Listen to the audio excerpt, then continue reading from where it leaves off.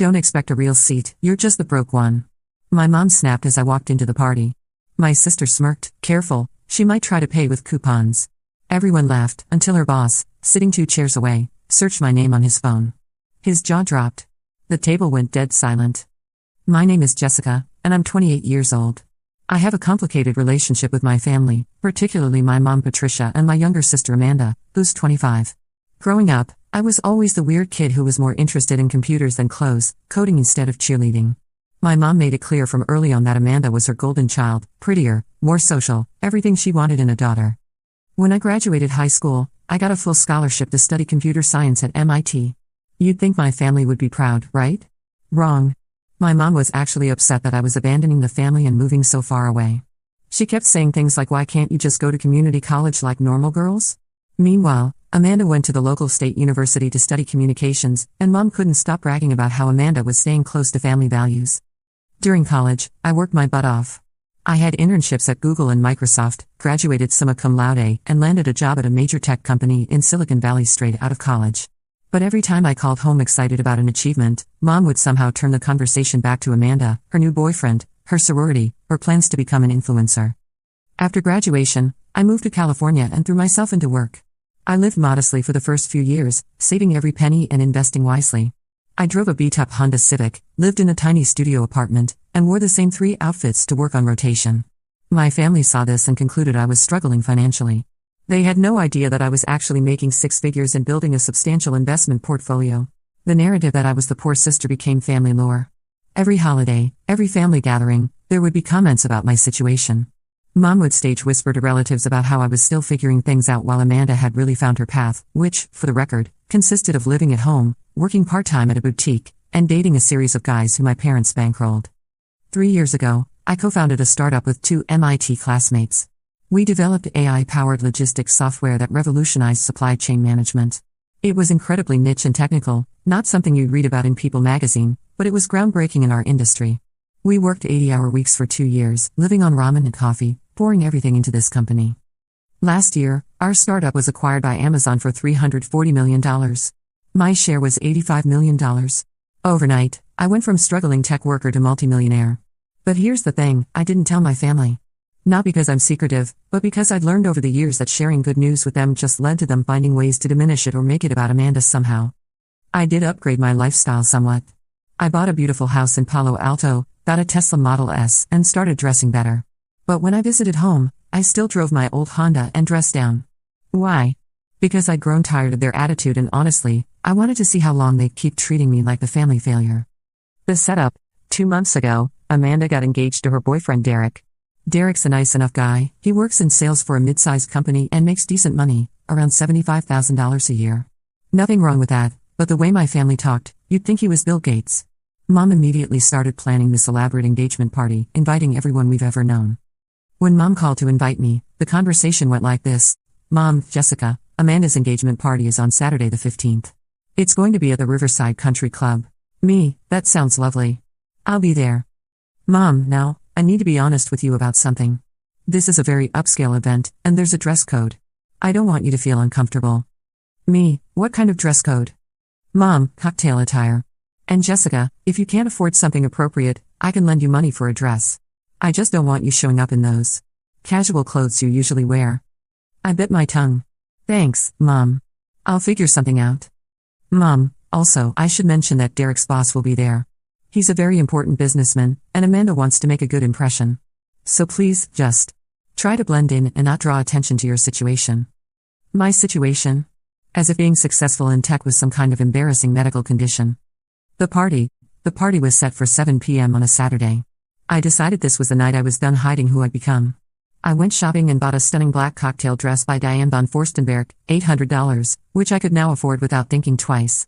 I got my hair and makeup done professionally, and I put on the diamond earrings I bought myself after the acquisition, a little $15,000 treat that I'd never worn around family. I pulled up to the country club in my Tesla. I'd driven it down from San Francisco specifically for this night. As I walked into the venue, I could feel eyes on me. I looked good, and I knew it. The party was in full swing. About 60 people were there, family, friends, Derek's colleagues, and various social connections my mom had cultivated over the years. Amanda looked beautiful in a white dress, glowing with happiness. For a moment, I felt genuinely happy for her. Despite everything, she's still my sister. I spotted my mom across the room talking to a group of her friends. She saw me and her expression immediately shifted. She excused herself and walked over with a look I recognized from childhood, the look that meant I was about to be scolded. "Jessica," she said, giving me a once-over. "You look different." "Thanks, Mom. You look great too." She leaned in closer. "Where did you get that dress? And those earrings?" Her voice had a suspicious edge. "I bought them." "With what money?" "Jessica, please tell me you didn't put yourself into debt for this party. Amanda would feel terrible if she thought you were struggling even more because of her engagement." I took a deep breath. "I'm not in debt, Mom." She looked skeptical but was interrupted by Amanda bouncing over with Derek in tow. "Jess, you made it." Amanda hugged me, and for a second, it felt like old times. Then she stepped back and looked me up and down. "Wow, you really dressed up. This must have cost. Well, I hope you can still make rent this month." Derek looked embarrassed. "Amanda, don't, what?" "I'm just being realistic. We all know Jess is still figuring out her finances," she said it with a sweet smile that didn't reach her eyes. The dinner. When it came time for dinner, everyone moved to the main dining room. There were 6 round tables set up, each seating 10 people. I followed the crowd, looking for my assigned seat. Mom intercepted me. "Jessica, about your seating." I found my name card. I was at table 6, the table closest to the kitchen, furthest from the head table where Amanda, Derek, and the VIPs were sitting. Looking around, I realized table 6 was where they'd put the miscellaneous guests, some distant cousins, a few of Derek's college buddies, and Derek's elderly aunt who was hard of hearing. But that's not what made my blood boil. What made me angry was that there were only 9 chairs at table 6, and mine was clearly a folding chair that had been added as an afterthought. Everyone else had the nice upholstered chairs that matched the venue's elegant decor. Mom noticed me staring. "Now, Jessica, don't make a scene. We had to make some adjustments with the seating arrangements." "Why is my chair different from everyone else's?" She lowered her voice. "Because we had to add an extra seat at the last minute, and, well, we figured you'd understand. It's just practical." "You figured I'd understand what, exactly?" Mom's voice got that sharp edge it always had when she was about to say something cutting. "Don't expect a real seat when you're just the broke one in the family, Jessica. We can't all have the same accommodations." Her words hit me like a slap. Around us, conversations continued, but I felt like everyone was watching. Amanda appeared at Mom's shoulder, having overheard. "Mom's right, Jess. I mean, we love you, but we had to prioritize seating for Derek's business contacts and people who are in a position to give nice gifts." Amanda's smirk was subtle but unmistakable. "Careful though, she might try to pay with coupons." The comment was loud enough that several people nearby heard it. Laughter rippled through the immediate area. Not malicious laughter, but the kind of awkward chuckling people do when someone makes a joke that's a little too harsh but they don't want to seem uptight. I felt my face flush with humiliation and anger. But I kept my composure. "Interesting perspective," was all I said. I took my seat at the folding chair and tried to focus on the dinner conversation at my table. Derek's college friends were actually pretty nice guys, and his elderly aunt turned out to be a retired math teacher with fascinating stories. But I kept catching glimpses of the head table, where Derek's boss, a distinguished man in his 50s, was holding court. The awkward dinner conversation. As I sat at my folding chair, trying to make the best of the situation, I couldn't help but overhear conversations from the other tables. At table 2, I could hear Mom loudly explaining to some family friends about Amanda's brilliant career trajectory and how Derek was such a catch with his sales job. "Amanda has always been so focused and ambitious," Mom was saying. "She really knows how to network and make connections. Not like some people who just hide behind computers all day." The dig was clearly meant for me, even though she was speaking to people 3 tables away. I felt my jaw clench, but Derek's elderly aunt, Muriel, patted my hand. "Don't let them get to you, dear," she whispered. "I've been watching this family dynamic all evening, and frankly, it's appalling how they treat you." I was surprised by her directness. "It's okay, really. I'm used to it." "Well, you shouldn't be. I raised 4 children, and let me tell you something, the quiet ones are usually the ones accomplishing the most. They're just too busy succeeding to brag about it." Her words hit deeper than I expected. One of Derek's college friends, Mike, leaned in. "So Jessica, what do you actually do in tech? You mentioned something about logistics earlier." I glanced toward the head table, where Amanda was holding court about her latest Instagram collaboration with a local boutique. "I develop software that helps companies optimize their supply chains. Basically, I create systems that help businesses save money and run more efficiently." "That sounds incredible," said another friend, Jake. "Like, how much money are we talking about?" Before I could answer, I heard Amanda's voice carry over from the head table. "Oh, that's just Jessica trying to make her job sound important. She basically does data entry for some small company. The comment wasn't directed at our table, but it was loud enough that several people heard it. I felt my face flush with embarrassment and anger. Mike and Jake exchanged uncomfortable looks. Actually, I said, my voice carefully controlled, I don't do data entry. I designed artificial intelligence systems that can predict supply chain disruptions before they happen. It's quite complex, involving machine learning algorithms and predictive modeling. Aunt Muriel smiled.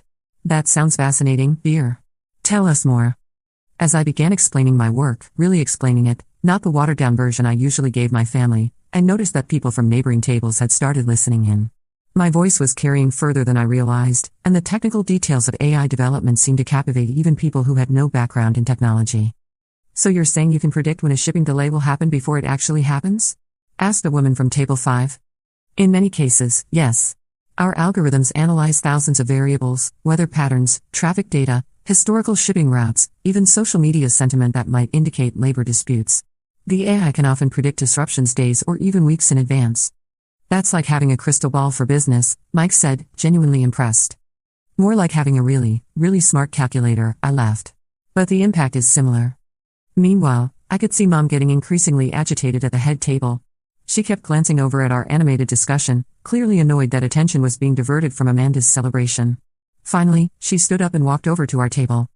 Jessica, she said in a voice that was trying to sound casual but had a sharp edge, you're being rather loud. This is Amanda's night, remember? I was just answering questions about my work, I replied evenly. Well, maybe save the technical talk for another time. People are here to celebrate Amanda and Derek, not to hear about your computer thing.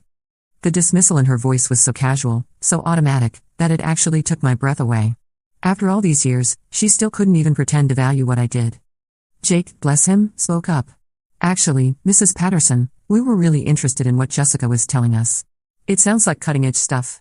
Mom's smile became strained. I'm sure it's very nice, but, Mom. The voice came from behind her. Amanda had approached our table, looking slightly annoyed. What's going on over here? People keep looking this way. Your sister is just sharing about her job. I was trying to remind her that tonight is about you. Amanda looked at me with that familiar expression, part condescension, part annoyance. Jess, seriously? You're over here acting like some kind of tech guru? We all know you're just doing basic IT work. The conversation at nearby tables had quieted. People were now openly watching our family drama unfold. I'm not doing basic IT work, Amanda. I'm a software engineer specializing in artificial intelligence applications. Amanda laughed, but it wasn't a kind laugh. Come on, Jess. Don't oversell it. Derek told me you work for some tiny startup that probably won't even exist next year. Actually, the company I co-founded was acquired by Amazon last year, I said quietly. The words hung in the air. Amanda's expression shifted from amusement to confusion. What do you mean, acquired? I mean Amazon bought our company. For a significant amount. Mom was staring at me now. Jessica, what are you talking about? You drive that old Honda, you wear the same clothes. Because I choose to. Because I don't need to prove my worth through material possessions. But if Amazon really bought your company, you'd have money. Real money. Before I could respond, Amanda scoffed. Mom, she's obviously exaggerating. If Jessica had real money, don't you think we'd know about it? Why would you know about it? I asked. When was the last time any of you asked about my life without immediately changing the subject or making a joke about my finances? The question hung in the air. Around us, other guests were pretending not to listen while obviously hanging on every word. Jessica, don't make a scene, Mom hissed. I'm not making a scene. I'm just tired of being treated like the family failure when you don't actually know anything about my life. Derek had now joined the group around our table, looking increasingly uncomfortable. Maybe we should. No, it's fine, Amanda interrupted. Let Jessica tell us all about her big Amazon deal. I'm sure it's totally real and not at all exaggerated. The sarcasm in her voice was unmistakable. I looked around at the faces surrounding me, my mother's skeptical expression, Amanda's smirk, Derek's discomfort, and the curious faces of the other guests who had been drawn into our family drama. You know what? I said, standing up from my folding chair. Forget it. This is exactly why I don't share things with this family. Oh, come on, Jess, Amanda said. Don't be dramatic. We're just asking for details because what you're saying sounds unlikely. Unlikely.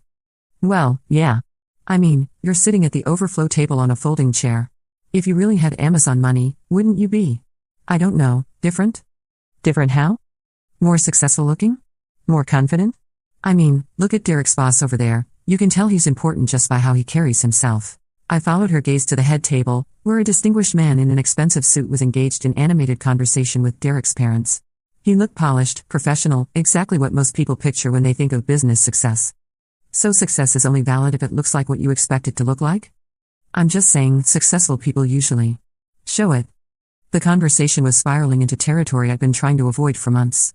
Part of me wanted to pull out my phone and show them my bank balance, my LinkedIn profile, the news articles about our acquisition. But another part of me was tired of having to prove myself to people who should have believed in me from the start. The revelation. About halfway through dinner, Derek stood up to make a toast. He thanked everyone for coming, talked about how much Amanda meant to him, and made some sweet comments about their future together. Then he specifically thanked his boss, Mr. Richard Harrison, for being there and for being such a mentor. Richard Harrison. The name was familiar, but I couldn't place it immediately. Then Derek continued, Mr. Harrison is the regional vice president at Morrison & Associates, one of the top logistics consulting firms in the country. He's been incredibly supportive of my career, and having him here tonight means the world to us. Morrison & Associates. My blood ran cold. That was one of our biggest clients. They'd been using our AI software for the past 18 months, and it had revolutionized their operations. I personally presented our solutions to their executive team multiple times via video conference, but I'd never met any of them in person. I watched as Mr. Harrison smiled and waved at the applause. He was sitting just 2 chairs away from where Mom was at the head table. I could see him clearly, and suddenly I realized why his name was familiar. He'd been in several email chains I'd received about the Morrison & Associates account. He'd specifically praised our software in company-wide emails that our sales team had forwarded to us. As Derek's toast ended and conversations resumed, I noticed Mr. Harrison had pulled out his phone. From my angle, I could see that he was looking at LinkedIn. He seemed to be searching for something. Then I saw him type my name. My full name is Jessica Marie Chen Wang. I'm half Chinese on my father's side, a detail that somehow never gets mentioned in my family's narratives about me. On LinkedIn, my profile is comprehensive. It lists me as co-founder and CTO of the startup that Amazon acquired.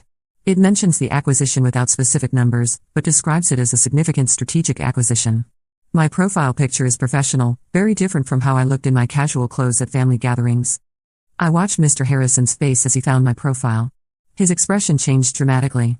His eyebrows shot up, and he leaned forward to read more carefully. Then he looked across the room, scanning until his eyes found me. Our eyes met across the room, and I saw recognition dawn on his face. He looked back at his phone, then at me again. His jaw literally dropped. The change in his demeanor was immediate and obvious. He stood up abruptly, nearly knocking over his chair. The sudden movement caught the attention of everyone at the head table. Excuse me, he said loudly enough that conversations at nearby tables paused. Is there a Jessica Chen Wang here tonight? The room got quieter. Mom looked confused and slightly annoyed at the interruption. That's my daughter Jessica, but, the Jessica Chen Wang? Co-founder of Innovate Tech Solutions? I stood up slowly. That's me, Mr. Harrison. The silence that followed was deafening. You could have heard a pin drop in that room. Mr. Harrison started walking toward me, weaving between tables. Ms. Chen Wang, I cannot believe this. You're the genius behind the software that transformed our entire operation. Do you have any idea how much money your system has saved Morrison & Associates? He reached my table and extended his hand. Richard Harrison, Regional VP at Morrison & Associates. We've exchanged emails, but I had no idea. You're Derek's soon-to-be sister-in-law? I shook his hand. Nice to finally meet you in person, Mr. Harrison. And yes, Amanda is my sister. The fallout. Mr. Harrison turned to address the room, his voice carrying easily in the silence. Ladies and gentlemen, I need to tell you something extraordinary. This woman, he gestured to me, created software that has revolutionized logistics management. Her company was acquired by Amazon for a sum that I'm told was in the hundreds of millions. She's one of the most brilliant minds in tech today. The silence stretched on. I could see Mom's face cycling through confusion, disbelief, and dawning horror. Amanda's mouth was hanging open. Mr. Harrison continued, Ms. Chen Wang, I've been hoping to meet you in person. Your software has increased our efficiency by 40% and saved us over $50 million in operational costs just this year. You're a legend in our industry. Derek, bless him, was the first to recover. Jessica, is this true? I nodded. The acquisition happened about a year ago. Why didn't you tell us? This came from Mom, her voice small and confused. I looked at her, then at Amanda, then at the folding chair I'd been assigned. When was the last time anyone in this family asked me about my work? When was the last time anyone showed interest in my life beyond making jokes about my financial situation? The room was still dead silent, but now people were pulling out their own phones. I could see them Googling my name, finding articles about the acquisition, about our technology, about the industry recognition I'd received. Mr. Harrison was still standing next to my table. Ms. Chen Wang, would you do me the honor of sitting at our table? I'd love to discuss some ideas I have for expanding our partnership. I looked at the head table, then at my folding chair. Actually, Mr. Harrison, I'm perfectly comfortable here. These are lovely people. Derek's college friends were grinning at the turn of events, and his aunt was patting my arm proudly. But Mr. Harrison wasn't done. He raised his voice again. I have to ask, who planned the seating for tonight? Because putting one of the most successful entrepreneurs in Silicon Valley at the kids' table seems like a significant oversight. More silence. Then one of Derek's friends at my table started laughing. Dude, Jessica's been telling us about optimizing supply chains for the last hour, and we thought she was just really into logistics. The laughter broke some of the tension, but the damage was done. Everyone was now Googling me, finding my Forbes interview from 6 months ago, my TechCrunch profile, the MIT Alumni Magazine article about successful female entrepreneurs. The aftermath. The party continued, but the entire dynamic had shifted. Instead of being ignored, I found myself surrounded by people wanting to talk to me.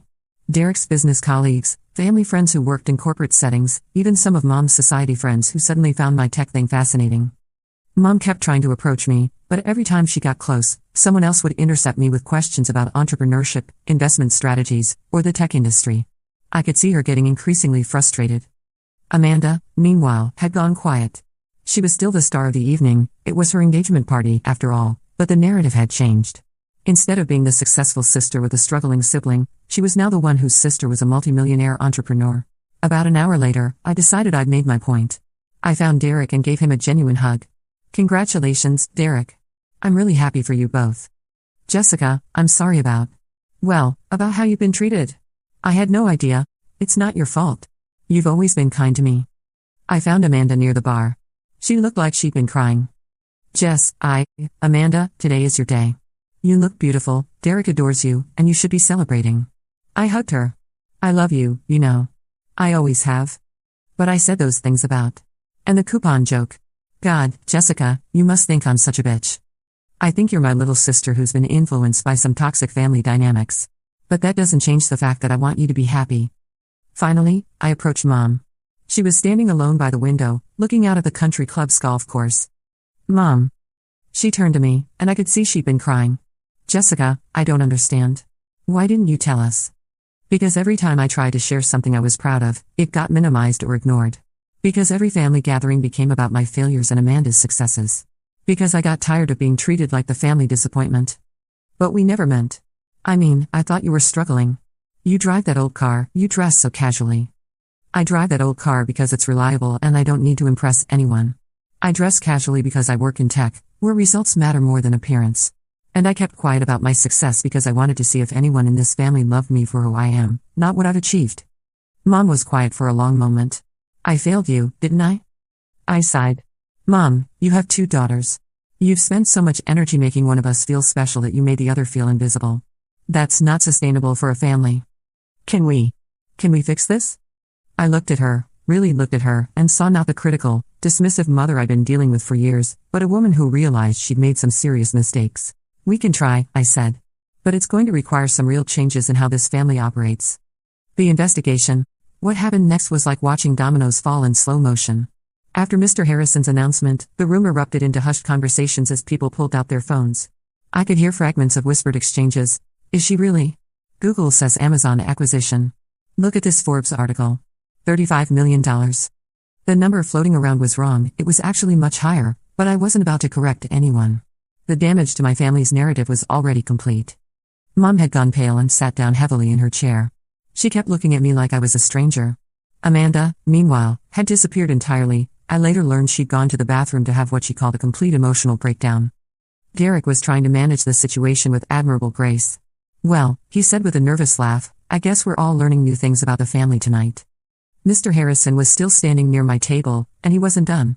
Ms. Chen Wang, I have to ask, are you currently taking on any consulting projects? Because I've been trying to get a meeting with your team for months.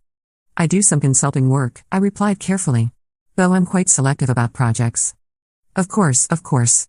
Someone of your caliber would be. He pulled out his business card. Would you consider having lunch next week? I have some ideas that I think would be perfect for your expertise.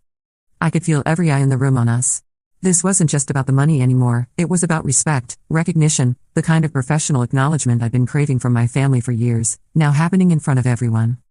I'd be happy to discuss it, I said, accepting his card. As Mr. Harrison returned to his table, the whispered conversations continued. I noticed several people approaching the head table, clearly asking Mom and Amanda questions. From their expressions, my family was having a very difficult time explaining how they'd managed to so thoroughly misunderstand my situation. Derek's father, a usually quiet man who ran a small accounting firm, came over to my table. Jessica, I owe you an apology. I've been in business for 30 years, and I should have recognized success when I saw it. The way your family talked about you. Well, it didn't match what I observed. What do you mean? The way you talk about complex problems, the confidence you have when discussing technology, even the way you handle yourself in social situations. These aren't the traits of someone who's struggling. I should have asked more questions instead of accepting assumptions. His words meant more to me than he could know. Here was someone who barely knew me, but had been paying enough attention to see through the family narrative. The confrontation. About an hour after Mr. Harrison's revelation, Mom finally approached me.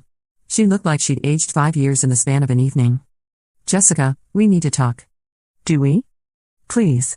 Can we go somewhere private? I followed her to a quiet corner of the venue, near the windows overlooking the golf course. For a moment, we just stood there in silence. Why? She finally asked. Why what? Why didn't you tell us? Why did you let us think? Why did you let us treat you like? Like what, Mom? Like the family disappointment? Like the sister who couldn't get her life together? Mom's eyes filled with tears. We never meant to make you feel that way. Didn't you? Because every conversation we've had for the past 5 years has included some comment about my finances, my lifestyle, my inability to settle down like Amanda. But we were worried about you. You seem to be struggling. I seem to be struggling because I didn't feel the need to broadcast my success to people who had already decided I was a failure. When I tried to share good news, it got minimized. When I talked about my work, you changed the subject. So I stopped trying. Mom was quiet for a long moment. The folding chair. The folding chair was just the final straw. But it was symbolic of how I've been treated for years. Amanda gets the spotlight, the encouragement, the benefit of the doubt. I get the folding chair and jokes about coupons. I don't understand. If you've been successful all along, why live so modestly? Why not show us? Because I wanted to see if anyone in this family loved me for who I am, not what I've achieved.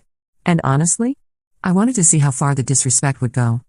The words came out harsher than I'd intended, but they were true. There had been a part of me that was curious, almost scientifically curious, about how my family would treat someone they perceived as unsuccessful. Tonight was your answer, Mom said quietly. Tonight was my answer. We stood in silence for another moment. Through the window, I could see other guests on the terrace, some of them clearly discussing the evening's revelations. I failed you, Mom said finally. As a mother, I completely failed you. I wanted to argue with her, to make her feel better, but I couldn't. She was right. Mom, Amanda is a lovely person. She's creative, social, and she has real talents. But you've spent so much energy building her up that you've torn me down in the process. And it's damaged all of our relationships. I thought you were stronger. You were always so independent, so self-sufficient.